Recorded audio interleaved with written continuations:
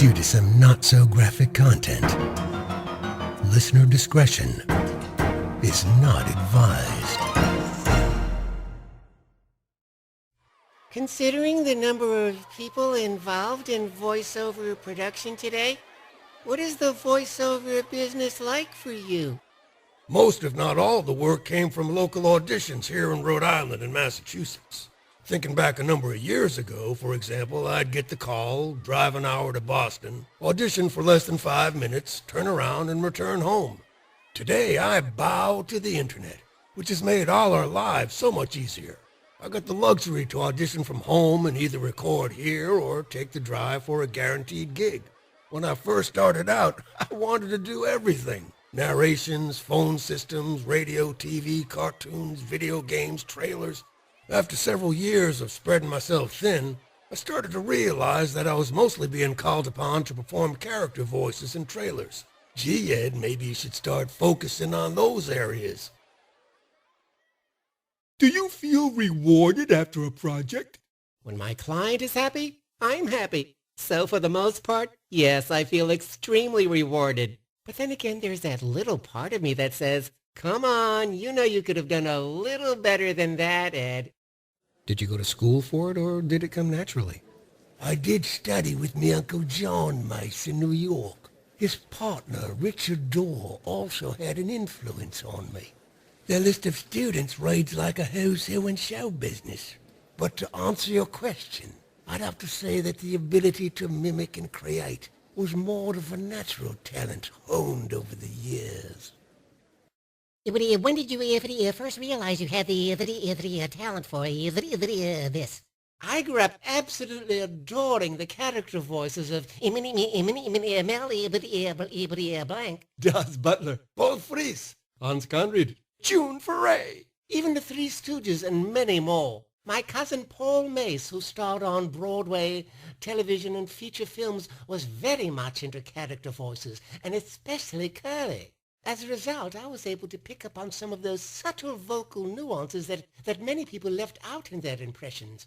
So, instead of having something along the lines of gong gong gong and nyuk nyuk nyuk, you have something like The seeds were planted, and after a while I started coming up with some of my own voices, whose roots, I'm sure, were the very result of my respect and admiration for all the greats. Hey, I'm talking to you over here. Are there any other family members involved in voiceover work? Being a shy only child, I'd always find ways to amuse myself, from home movies to character voices and bad celebrity impressions. My dear cousin Paul, who died in 1983, was also an only child and most definitely not shy at all. Paul went on to an acting career that included The Lords of Flatbush, Paradise Alley, Rockford Files, Hill Street Blues, Chips, The Hospital, The Nurses, Search for Tomorrow, Panic in Needle Park, Broadway's Sound of Music, and so much more. He was sort of my hero growing up.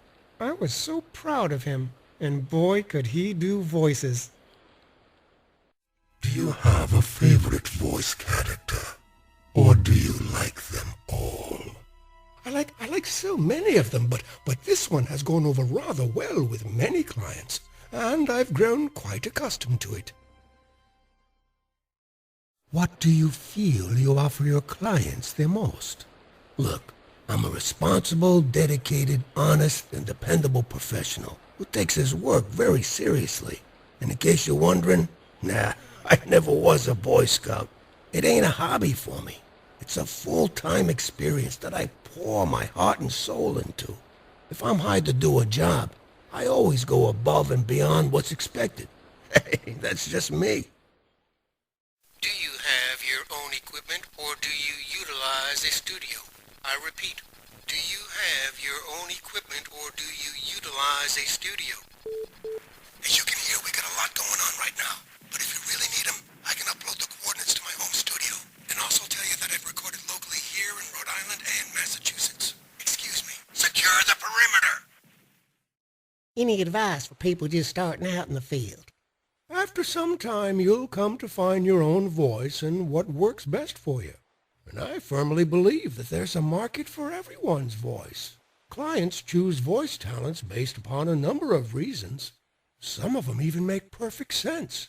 They may have a particular voice in mind, say like a cross between Bugs Bunny and, I don't know, James Earl Jones.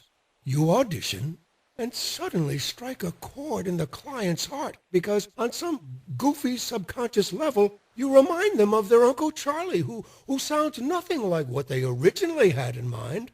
But you still landed the job, so don't get discouraged. Get a great demo produced. Have people you don't know critique it. Tweak what needs tweaking and get your voice out there. Your demo is your business card. It needs to make a great impression.